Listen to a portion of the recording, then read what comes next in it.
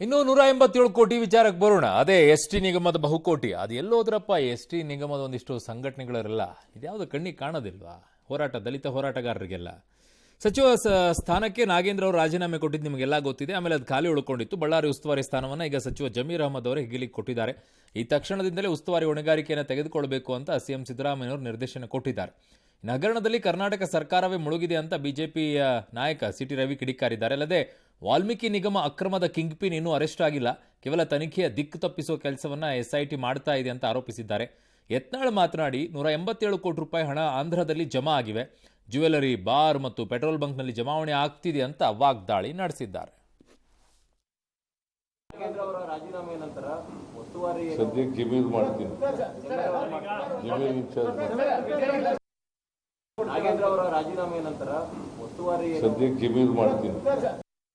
ಕರ್ನಾಟಕ ಸರ್ಕಾರವೇ ಕರ್ಮಕಾಂಡದಲ್ಲಿ ಮುಳುಗಿದೆ.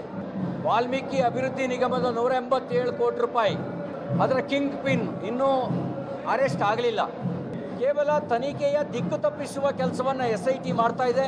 ನನಗೆ 187 ಕೋಟಿಯಲ್ಲಿ ನನಗೆ ಇನ್ನೂ ಕೂಡ ಕಾಡುವಂಥ ಪ್ರಶ್ನೆ ಏನು ಅಂತಂದ್ರೆ, ಆ ನಿಗಮದ ಅಧ್ಯಕ್ಷರನ್ನ ಯಾಕೆ ಇನ್ನೂ ರಾಜೀನಾಮೆ ಕೊಟ್ಟಿಲ್ಲ? ಆ ನಿಗಮದ ಅಧ್ಯಕ್ಷರು ಯಾಕೆ ರಾಜೀನಾಮೆ ಕೊಟ್ಟಿಲ್ಲ? ಸಚಿವರು ಕೊಡುವಂಥ ಪರಿಸ್ಥಿತಿ ಬರುತ್ತೆ, ಆದರೆ ನಿಗಮದ ಅಧ್ಯಕ್ಷರು ಮಾತ್ರ ಹಾಗೇ ಇರ್ತಾರೆ. ಇಲ್ಲಿ ಕೇಳಿ ಬರೋದು, ನಿಗಮದ ಅಧ್ಯಕ್ಷರನ್ನ ಹೋಗಿ ಭೇಟಿ ಮಾಡಿ ಬಂದಿರ್ತಾರೆ. ಅವರು ಯಾರ ಆತ್ಮಹತ್ಯೆಯನ್ನು ಮಾಡಿಕೊಂಡ್ರು ಹೋಗಿ ಕೇಳ್ಕೊಂಡು ಬರ್ತಾರೆ. ಯಾವುದೂ ಇಲ್ಲ, ಏನೂ ಇಲ್ಲ, ಮಾತನಾಡೋದಿಲ್ಲ, ಕಳಿಸ್ಕೊಡ್ತಾರೆ. ಹೊಗೆ ಆಡ್ತಾ ಇರೋದು ಅಲ್ಲಿ, ವಾಸನೆ ಬರ್ತಾ ಇರೋದು ಅಲ್ಲಿ. ಯಾಕೆ ಅವ್ರನ್ನ ರಕ್ಷಣೆ ಮಾಡ್ತಾ ಇದ್ರು? ಅವ್ರ ಹಿಂದೆನೂ ಕೂಡ ಇದೇ ರೀತಿಯಾಗಿ, ಇದೇ ನಿಗಮದ ಅಧ್ಯಕ್ಷರಾದಾಗಲೂ ಕೂಡ ಅದೇ ರೀತಿಯಾಗಿ ವಾಸನೆ ಬಂದಿತ್ತು. ಬಟ್ ಅವಾಗಲೂ ಚೇರ್ಮನ್ ಮೇಲೆ ಹಾಕಿದ್ರು, MD ಮೇಲೆ ಹಾಕಿದ್ರು. ಈಗಲೂ ಹಾಗೆ ಬರ್ತಾ ಇದೆ. ಹಂಗೇನೋ ಅದರಲ್ಲಿ ಒಂಥರ ಇನ್ನೂ ಗೋಜಲಾಗಿ ಕೂತ್ಕೊಂಡಿದೆ. ಯಾಕೆ ಚೇರ್ಮನ್ ಅವ್ರನ್ನ ಇನ್ನೂ ರಕ್ಷಣೆ ಮಾಡ್ತಾ ಇದ್ದಾರೆ ಅಂತ ಹೇಳಿ. ವಾಲ್ಮೀಕಿ ನಿಗಮದ ಅಧ್ಯಕ್ಷರನ್ನ ಇನ್ನೂ ಯಾಕೆ ರಕ್ಷಣೆ ಮಾಡ್ತಾ ಇದ್ದಾರೆ? ಇನ್ನೂ ಯಾಕೆ ಅವರು ರಾಜೀನಾಮೆ ಕೊಟ್ಟಿಲ್ಲ? ಕೇವಲ ಸಚಿವರು ಕೊಟ್ಟರೆ ಆಗೋಯ್ತಾ? Must answer government. ಇನ್ನು ನೀರಿನ ಬಿಕ್ಕಟ್ಟು ಇತ್ಯರ್ಥಪಡಿಸೋಕೆ ಪ್ರಧಾನಿ ನರೇಂದ್ರ ಮೋದಿ ಮಧ್ಯಪ್ರವೇಶಿಸಿದ್ದಕ್ಕೆ ಸಚಿವೆ ಅತೀಶ್ ಪ್ರವೇಶವನ್ನ ಮಾಡಿಲ್ಲ ಅವರು. ಹಾಗಾಗಿ ಸಚಿವೆ ಅತೀಶಿ ಆರಂಭಿಸಿರುವಂಥ ಉಪವಾಸ ಸತ್ಯಾಗ್ರಹ 2ನೇ ದಿನಕ್ಕೆ ಕಾಲಿಟ್ಟಿದೆ. ದೆಹಲಿ 28 ಲಕ್ಷ ಜನರಿಗೆ ಹರಿಯಾಣದಿಂದ ತಮ್ಮ ಪಾಲಿನ ನೀರು ಸಿಗುವವರೆಗೂ ಕೂಡ ಉಪವಾಸ ಮುಂದುವರಿಸುವುದಾಗಿ ಅವರು ತಿಳಿಸಿದ್ದಾರೆ. ದೆಹಲಿಯಲ್ಲಿ ನೀರಿನ ಕೊರತೆ ಉಂಟಾಗಿದ್ದು, ನಿಗದಿತ ಪ್ರಮಾಣದ ನೀರು ಬಿಡದೆ ಹರಿಯಾಣ ಮತ್ತು ಹಿಮಾಚಲ ಪ್ರದೇಶ ಸರ್ಕಾರಗಳು ಅನ್ಯಾಯ ಮಾಡ್ತಾ ಇವೆ. ಪ್ರಧಾನಿ ನರೇಂದ್ರ ಮೋದಿ ಮಧ್ಯಪ್ರವೇಶವನ್ನು ಮಾಡಿ ಸಮಸ್ಯೆಯನ್ನು ಬಗೆಹರಿಸಬೇಕು ಅಂತ ಸಚಿವೆ ಅತೀಶಿ ಆಗ್ರಹಿಸಿದ್ದಾರೆ. ಇನ್ನು ಈ ಬಗ್ಗೆ ಪ್ರತಿಕ್ರಿಯಿಸಿದ ಹರಿಯಾಣ ಮುಖ್ಯಮಂತ್ರಿ ನಯಾಬ್ ಸಿಂಗ್ ಸೈನಿ ದೆಹಲಿಗೆ ನೀರು ಪೂರೈಕೆ ವಿಷಯದಲ್ಲಿ ನಡೆಯುತ್ತಿರುವ ತಾರತಮ್ಯದ ಆರೋಪಗಳನ್ನು ನಿರಾಕರಿಸಿದ್ದಾರೆ. ನೀರಿನ ಬಿಕ್ಕಟ್ಟನ್ನು ಅಸಮರ್ಪಕ ಮತ್ತು ಅಸಮರ್ಥ ಅಂತ ಎಎಪಿ ಸರ್ಕಾರವನ್ನು ದೂಷಿಸಿದ್ದಾರೆ. ಈ ನಡುವೆ ದೆಹಲಿಯಲ್ಲಿ ಕುಡಿಯುವ ನೀರಿನ ಸಮಸ್ಯೆ ವಿಚಾರ ಮುಂದಿಟ್ಟುಕೊಂಡು ಬಿಜೆಪಿ ಕಾರ್ಯಕರ್ತರು ದೆಹಲಿಯ ಜಲ ಬೋರ್ಡ್ ಎದುರು ಪ್ರತಿಭಟನೆ ನಡೆಸಿದ್ದಾರೆ. ಪೊಲೀಸ್ ಬ್ಯಾರಿಕೇಡ್ಗಳನ್ನು ತಳ್ಳಿ ಮುತ್ತಿಗೆ ಹಾಕೋಕೆಲ್ಲ ಪ್ರಯತ್ನ ಪಟ್ಟಿದ್ದಾರೆ. ಈ ವೇಳೆ ಪ್ರತಿಭಟನಾಕಾರರ ಮೇಲೆ ಜಲಫಿರಂಗಿ ಎಲ್ಲ ಪ್ರಯೋಗವನ್ನು ಮಾಡಲಾಗಿದೆ. ಸೇಮ್ ನಮ್ಮ ಕಾವೇರಿ ವಿಚಾರದಲ್ಲಿ ನಾವು ಹೆಂಗೆ ಹೋಗರಿತಾ ಇದ್ವೋ, ತಮಿಳ್ನಾಡವ್ರು ಕೇಳಿಸ್ಕೊಳ್ಳಿ ಅಂದಾಗ ಅವಾಗ ಬಿಜೆಪಿ ಗೌರ್ಮೆಂಟ್ ಇದ್ದಾಗ ಕಾಂಗ್ರೆಸ್ನವರು ಆ ಕಡೆಗೆ ಹೇಳ್ತಾ ಇದ್ರು, ಕಾಂಗ್ರೆಸ್ನವರು ಅಧಿಕಾರದಿದ್ದಾಗ ಬಿಜೆಪಿಯವರು ಆ ಕಡೆಗೆ ಹೇಳ್ತಾರೆ. ಹಂಗೆ ಸೇಮ್ ಈ ಪರಿಸ್ಥಿತಿಗಳು ಅವಾಗ್ಲೂ ಕೇಳ್ತಾ ಇದ್ರು, ಪ್ರಧಾನಿಗಳು ಮಧ್ಯಪ್ರವೇಶ ಮಾಡಬೇಕು. ಅವಾಗ ಮನಮೋಹನ್ ಸಿಂಗ್ ಅವರಿದ್ದಾರೂ ಕೇಳಿದ್ವಿ, ಈಗ ನರೇಂದ್ರ ಮೋದಿ ಅವರಿದ್ದಾಗಲೂ ಕೇಳಿದ್ವಿ. ಹಾಗೆ ಮಧ್ಯಪ್ರವೇಶ ಮಾಡಬೇಕು, ಕೇಳ್ತಾ ಹೋಗ್ತಾ ಇರೋದು.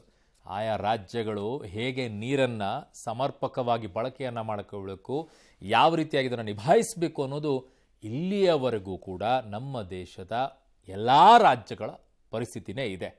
ಹೋಗಿ ಯಾರನ್ನಾದರೂ ಕೇಳಿ, ನೀರಿನ ವಿಚಾರದಲ್ಲಿ ತುಂಬ ಎಕ್ಸ್ಪರ್ಟ್ಗಳು ಹೇಳ್ತಾರೆ ಈ ವಿಚಾರವನ್ನು. ಇನ್ನು ಚಂದ್ರಬಾಬು ನಾಯ್ಡು ನೇತೃತ್ವದ ಎನ್ಡಿಎ ರಾಜ್ಯ ಸರ್ಕಾರ ಗುಂಟೂರು ಜಿಲ್ಲೆಯ ತಾಡೇಪಲ್ಲಿಯಲ್ಲಿ ನಿರ್ಮಾಣ ಹಂತದಲ್ಲಿರುವಂಥ ವಿರೋಧ ಪಕ್ಷದ ಕೇಂದ್ರ ಕಚೇರಿಯನ್ನು ಧ್ವಂಸಗೊಳಿಸಿದೆ. ಅವ್ರು ಮಾಡಿದ್ರು ಅಂತ ಇವರಾ? ಈಗ ವೈಎಸ್ಆರ್ಪಿ ಮುಖ್ಯಸ್ಥ ವೈಎಸ್ ಜಗನ್ಮೋಹನ್ ರೆಡ್ಡಿ ಆರೋಪ ಮಾಡಿದ್ದಾರೆ. ಹೈಕೋರ್ಟ್ ಆದೇಶವನ್ನು ಧಿಕ್ಕರಿಸಿ ಬಹುತೇಕ ಪೂರ್ಣಗೊಂಡಿದ್ದ ವೈಎಸ್ಆರ್ಪಿ ಕೇಂದ್ರ ಕಚೇರಿಯನ್ನು ಸರ್ವಾಧಿಕಾರಿಯಂತೆ ಯಂತ್ರಗಳು ಮತ್ತು ಬುಲ್ಡೋಜರ್ಗಳಿಂದ ಕೆಡವಿಬಿಟ್ಟಿದ್ದಾರೆ ಅಂತ ಅವರ ಆರೋಪ.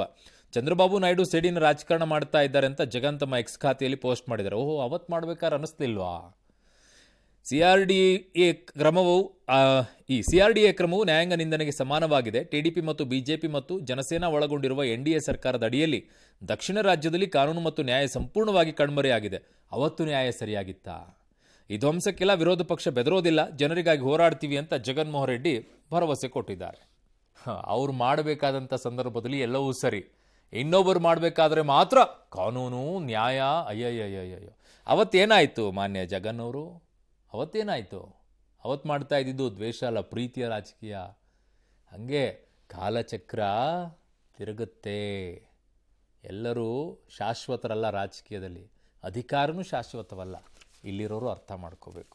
ಇನ್ನು ದಕ್ಷಿಣ ಮುಂಬೈನಿಂದ ನವಿ ಮುಂಬೈಗೆ ಸಂಪರ್ಕ ಕಲ್ಪಿಸುವಂತಹ ಸಮುದ್ರ ಸೇತುವೆ ಅಟಲ್ ಸೇತುವೆ ರಸ್ತೆಯಲ್ಲಿ ಬಿರುಕು ಕಾಣಿಸಿಕೊಂಡಿದೆಯಂತೆ. 17,000 ಕೋಟಿ ವೆಚ್ಚದಲ್ಲಿ ನಿರ್ಮಾಣವಾಗಿದ್ದ ಅಟಲ್ ಸೇತುವೆಯಲ್ಲಿ ಚಾಲನೆ ಸಿಕ್ಕ 5 ತಿಂಗಳಲ್ಲಿ ಬಿರುಕು ಕಾಣಿಸಿಕೊಂಡಿದೆ. ಸೇತುವೆ ನಿರ್ಮಾಣ ಕಾರ್ಯದಲ್ಲಿ ಭ್ರಷ್ಟಾಚಾರ ನಡೆದಿದೆ ಅಂತ ಮಹಾರಾಷ್ಟ್ರ ಕಾಂಗ್ರೆಸ್ ಅಧ್ಯಕ್ಷ ನಾನಾ ಪಟೋಳೆ ಆರೋಪಿಸಿದ್ದಾರೆ. ಇದಕ್ಕೆ ಪ್ರತಿಕ್ರಿಯಿಸಿದ ಮಹಾರಾಷ್ಟ್ರ ಸರ್ಕಾರ ರಸ್ತೆ ಬದಿಯ ಫುಟ್ಪಾತ್ನಲ್ಲಿ ಮಾತ್ರ ಬಿರುಕು ಕಾಣಿಸಿಕೊಂಡಿದೆ, ಸೇತುವೆ ಮುಖ್ಯ ರಸ್ತೆ ಬಿರುಕು ಬಿಟ್ಟಿಲ್ಲ, ರಸ್ತೆ ಬದಿಯ ಫುಟ್ಪಾತ್ ಸೇತುವೆ ಭಾಗವಲ್ಲ ಅಂತ ಸ್ಪಷ್ಟಪಡಿಸಿದ್ದಾರೆ. ಇನ್ನು 17,840 ಕೋಟಿ ವೆಚ್ಚದಲ್ಲಿ ನಿರ್ಮಿಸಲಾದ ಈ 6 ಪಥಗಳ ಸೇತುವೆ 21.8 ಕಿಲೋಮೀಟರ್ ಉದ್ದವಾಗಿದೆ. ಜನವರಿಯಲ್ಲಿ ಪ್ರಧಾನಿ ನರೇಂದ್ರ ಮೋದಿ ಅವರು ಸೇತುವೆಯನ್ನು ಉದ್ಘಾಟಿಸಿದರು. ತನಿಖೆ ಮಾಡ್ಸಕ್ಕೆ ಕಳ್ಕೊಳ್ಳೋದೇನಿದೆ? ಫುಟ್ಪಾತೋ ರೋಡೋ ಬಿರುಕಂತೂ ಕಾಣಿಸ್ಕೊಳ್ತಾ ಇದೆ, ಅಲ್ಲಿ ಸ್ಪಷ್ಟವಾಗಿ ಕಾಣಿಸ್ತಾ ಇದೆಯಲ್ಲ, ಅದೇಂಗೆ ಫುಟ್ಪಾತ್ ಆಗ್ಬಿಡುತ್ತೆ? ರೋಡ್ ಅಲ್ವಾ ಅದು? ಯಾರನ್ನು ಯಾಮಾರ್ಸಕ್ಕೆ ನೋಡ್ತೀರಾ? ಭ್ರಷ್ಟಾಚಾರ ನಡೆದಿದೆ ಅಂದರೆ ಭ್ರಷ್ಟಾಚಾರ ನಡೆದಿರೋ ತನಿಖೆ ಮಾಡಿಸಿ, ಸುಮ್ಮನೆ ಹೇಳ್ಕೊಂಡು ಓಡಾಡೋದಲ್ಲ. ನೋಡಿ, ಇಲ್ಲಿ ರಸ್ತೆ ಪೂರ್ಣವಾಗಿ ಕಾಣಿಸುತ್ತೆ. ರಸ್ತೆ ಕಾಮಗಾರಿ ಕರೆಕ್ಟ್ ಆಗಿದೆಯೋ ಇಲ್ಲೋ, ಲೂಟಿ ಹೊಡೆದಿದ್ದಾರೆ, ಚೆಕ್ ಮಾಡಿಸ್ಬೇಕು ಇದನ್ನು. ಕಾಶಿಯ ಪ್ರಧಾನ ಅರ್ಚಕರೊಬ್ಬರು ನಿಧನರಾಗಿದ್ದಾರೆ. ಇವರು ಅಯೋಧ್ಯೆ ರಾಮ ಮಂದಿರದ ಬಾಲರಾಮನ ಪ್ರಾಣ ಪ್ರತಿಷ್ಠಾಪನೆಯಲ್ಲಿ ಭಾಗಿಯಾಗಿದ್ದರು. ಇವತ್ತು ಬೆಳಗ್ಗೆ ಪಂಡಿತ್ ಲಕ್ಷ್ಮೀಕಾಂತ್ ದೀಕ್ಷಿತ್ ವಿಧಿವಶರಾಗಿದ್ದಾರೆ. ಕಾಶಿಯ ಪ್ರಧಾನ ಅರ್ಚಕ ಪಂಡಿತ್ ಲಕ್ಷ್ಮೀಕಾಂತ್ ದೀಕ್ಷಿತ್ ನೇತೃತ್ವದಲ್ಲಿನೇ ರಾಮ ಮಂದಿರದ ಎಲ್ಲಾ ಪೂಜೆಗಳು ಕೂಡ ನೆರವೇರಿದ್ವು. ಅಲ್ಲದೆ 2021 ಕಾಶಿ ವಿಶ್ವನಾಥ ಧಾಮದ ಉದ್ಘಾಟನೆಯ ಪೂಜೆಯಲ್ಲೂ ಕೂಡ ಇವರು ಪಾಲ್ಗೊಂಡಿದ್ದರು. ಯಾದಗಿರಿಯಲ್ಲಿ ಕ್ಷುಲ್ಲಕ ಕಾರಣಕ್ಕೆ ಅರಣ್ಯಾಧಿಕಾರಿಯನ್ನು ಅಟ್ಟಾಡಿಸಿ ಬರ್ಬರವಾಗಿ ಹತ್ಯೆಗೈಯಲಾಗಿದೆ. ಶಹಾಪುರ ಅರಣ್ಯಾಧಿಕಾರಿಯಾಗಿದ್ದ ಮಹೇಶ್ ಕನಕಟ್ಟಿಯವರನ್ನು ಮೊಟಗಿ ಬಾರ್ ಅಂಡ್ ರೆಸ್ಟೋರೆಂಟ್ನಲ್ಲಿ 5 ದುಷ್ಕರ್ಮಿಗಳು ಕೊಲೆ ಮಾಡಿದ್ದಾರೆ. ಜೂನ್ 5ರಂದು ನಡೆದಿರುವಂತಹ ಘಟನೆ ಇದು. ತಡವಾಗಿ ಬೆಳಕಿಗೆ ಬಂದಿದೆ. ಜೂನ್ 5ರಂದು ಎಂದಿನಂತೆ ಮೊಟಗಿ ರೆಸ್ಟೋರೆಂಟ್ಗೆ ಮಹೇಶ್ ಅವರು ಊಟಕ್ಕೆ ತೆರಳಿದ್ರು. ಈ ವೇಳೆ ರೆಸ್ಟೋರೆಂಟ್ನಲ್ಲಿ 5 ಕುಡಿದು ಚೀರಾಡ್ತಾ ಇದ್ದಾಗ ವಾಗ್ವಾದ ನಡೆದಿದೆ. ಬಳಿಕ 5 ದುಷ್ಕರ್ಮಿಗಳು ಬಡಿಗೆಯಿಂದ ಹೊಡೆದು ಕಾಲಿನಿಂದ ಒದ್ದು ಅಧಿಕಾರಿಯನ್ನ ಕೊಲೆಗೈದಿದ್ದಾರೆ. ರೆಸ್ಟೋರೆಂಟ್ ಹೊರಗೆ ಶವ ಬಿದ್ದಿತ್ತು. ಸಹಜ ಸಾವು ಅಂತ ಪೋಸ್ಟ್ ಮಾರ್ಟಂಗೆ ಪೊಲೀಸರು ಕಳಿಸಿದ್ರು. ಆದರೆ ಇದು ಕೊಲೆ ಅಂತ ಮೃತನ ಪತ್ನಿ ನಾಗವೇಣಿ ಆರೋಪಿಸಿದ್ರು. ಬಳಿಕ ಪೊಲೀಸರು ಸಿಸಿಟಿವಿ ಪರಿಶೀಲಿಸಿದಾಗ ಕೊಲೆ ಎಂಬುದು ಬೆಳಕಿಗೆ ಬಂದಿದೆ. ಸದ್ಯ 5 ಆರೋಪಿಗಳನ್ನು ಪೊಲೀಸರು ಬಂಧಿಸಿದ್ದಾರೆ. ಶಹಾಪುರ ಪೊಲೀಸ್ ಠಾಣೆಯಲ್ಲಿ ಪ್ರಕರಣ ದಾಖಲಾಗಿದೆ. ಇನ್ನು ಈ ಪ್ರಕರಣದಲ್ಲಿ ಪ್ರಭಾವಿಗಳು ಶಾಮೀಲಾಗಿದ್ದಾರೆ ಅಂತ ಬಿಜೆಪಿ ಟ್ವೀಟ್ ಮೂಲಕ ಅನುಮಾನವನ್ನು ವ್ಯಕ್ತಪಡಿಸಿದೆ. ಮಾನ್ಯ ಸಿದ್ದರಾಮಯ್ಯನವರೇ, ನಿಮ್ಮ 2ನೇ ಅವಧಿಯಲ್ಲೂ ಕೂಡ ಮತ್ತೆ ಸರ್ಕಾರಿ ಅಧಿಕಾರಿಗಳ ಕೊಲೆ ಮುಂದುವರೆದಿದೆ. ಇದಕ್ಕೆ ಕಾರಣ ಯಾರು? ಸರ್ಕಾರದ ಕೈವಾಡ ಇಲ್ಲದೆ ಅಧಿಕಾರಿ ಹತ್ಯೆ ನಡೆಯೋಕೆ ಸಾಧ್ಯವೇ ಅಂತ ಸರ್ಕಾರಕ್ಕೆ ಕೇಸರಿ ಪಡೆ ಈಗ ಪ್ರಶ್ನೆಯನ್ನ ಮಾಡಿ. ಅಷ್ಟೆಲ್ಲ ಹೊಡೆದು ಎಲ್ಲ ಒದ್ದು ನಂತರವೂ ಕೂಡ ಪೊಲೀಸರಿಗೆ ಅನುಮಾನನೇ ಬಂದಿಲ್ವಾ? ಅದನ್ನು ಅವ್ರ ಪತ್ನಿ ಆರೋಪ ಮಾಡಬೇಕಾಗಿತ್ತಾ? ಚೆಕ್ಕು ಮಾಡಲಿಲ್ವಾ ಪೊಲೀಸರು? ಅಲ್ಲೇ ಅನುಮಾನ ಹುಟ್ಟುತ್ತಾ ಇರೋದು, ಅದೇ ಅನುಮಾನಕ್ಕೆ ಎಡೆ ಮಾಡಿಕೊಡ್ತಾ ಇರೋದು. ಅಷ್ಟೆಲ್ಲ ಅಲ್ರಿ, ಹೊಡೆದಿದ್ದಾರೆ ಅಂದಮೇಲೆ ಒಂದಿಷ್ಟು ಗಾಯದ ಗುರುತುಗಳಾಗಿರುತ್ತೆ, ಪೋಸ್ಟ್ ಮಾರ್ಟಮಿಗೆ ಕಳ್ಸೋಕ್ಕಾಗಲ್ವಾ? ಅದನ್ನು ಮಾಡಿಲ್ವಾ ಪೊಲೀಸರು? ಯಾರೋ ಮಾಡಿದ ನಂತರ CCTV ಫುಟೇಜ್ ಚೆಕ್ ಮಾಡಬೇಕಾ ಪೊಲೀಸರು? ನಿಮ್ಮ ಕರ್ತವ್ಯ ಅಲ್ವಾ? ಅಯ್ಯೋ, ಯಾವ ಮಟ್ಟಕ್ಕೆ ರೀ? ಯಾಕೆ ಯೂನಿಫಾರ್ಮ್ ಹಾಕ್ಕೊಂಡಿದ್ದೀರಾ? ಕಳಚಿಟ್ಟು ಹೋಗಿ ಮನೆಗೆ. ರಾಜ್ಯದಲ್ಲಿ ಮುಂಗಾರು ಮಳೆ ಪ್ರಾರಂಭವಾಗಿದೆ. ಉತ್ತರ ಕನ್ನಡ ಜಿಲ್ಲೆಯಲ್ಲಿ ಕಳೆದ 2 ದಿನದಿಂದ ಉತ್ತಮ ಮಳೆ ಆಗ್ತಾ ಇದೆ. ಮುಂಗಾರು ಚುರುಕುಗೊಂಡಿದೆ. ಕರಾವಳಿಯಲ್ಲಿ ಹೆಚ್ಚಿನ ಗಾಳಿ ಮಳೆಯಾಗುವ ಸೂಚನೆಯನ್ನು ನೀಡಿದ ಹವಾಮಾನ ಇಲಾಖೆ ಜೂನ್ 23ರಿಂದ 25ರವರೆಗೆ ರೆಡ್ ಅಲರ್ಟ್ ಅನ್ನು ಘೋಷಿಸಿದೆ. ಮಲೆನಾಡು ಭಾಗಗಳಲ್ಲಿ ಸುರಿದ ಮಳೆಯಿಂದಾಗಿ ಅಂಕೋಲಾ ಭಾಗದ ವಿಭೂತಿ ಜಲಪಾತ ನೀರಿನ ಪ್ರಮಾಣ ಹೆಚ್ಚಾಗ್ತಾ ಇದೆ. ಇದೀಗ ವೀಕೆಂಡ್ ಹಿನ್ನೆಲೆಯಲ್ಲಿ ಪ್ರವಾಸಿಗರ ದಂಡೆ ಅಲ್ಲಿಗೆ ಹರಿದು ಹೋಗ್ತಾ ಇದೆ. ಕಳಸಾ ತಾಲೂಕಿನ ಸೂರಮನೆ ಜಲಪಾತದ ಬಳಿ ಪ್ರವಾಸಿಗರ ಎಣ್ಣೆ ಪಾರ್ಟಿ ಮಾಡಿ ಇತರ ಪ್ರವಾಸಿಗರಿಗೂ ಕೂಡ ಕಿರಿಕಿರಿ ಉಂಟು ಮಾಡ್ತಾ ಇದ್ದಾರೆ. ಪೊಲೀಸರು ಫಸ್ಟ್ ಇವ್ರನ್ನ ಕಳಿಸಿ ಎಲ್ಲರ ಆಚೆಗೆ. ಇತ್ತ ಹಾವೇರಿಯಲ್ಲಿ ಸಮರ್ಪಕ ಮಳೆಯಾಗದೆ ರೈತರು ಆತಂಕಗೊಂಡಿದ್ದಾರೆ. ವರುಣನ ಕೃಪೆಗಾಗಿ ಹೂತಿದ್ದ ಶವಗಳನ್ನು ಹೊರಗೆ ತೆಗೆದು ಸುಡುವ ವಿಚಿತ್ರ ಆಚರಣೆ ಎಲ್ಲ ನಡೆಸಿದ್ದಾರೆ. ದಯವಿಟ್ಟು ಹಂಗೆಲ್ಲ ಮಾಡಕ್ಕೆ ಹೋಗಬೇಡಿ.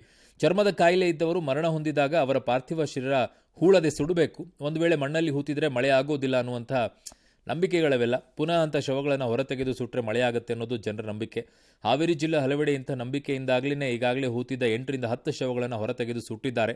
ಶವಗಳನ್ನು ಹೊರತೆಗೀತಾ ಇರೋದು ವಿಡಿಯೋಗಳಿಗೂ ವೈರಲ್ ಆಗ್ತಾ ಇದೆ.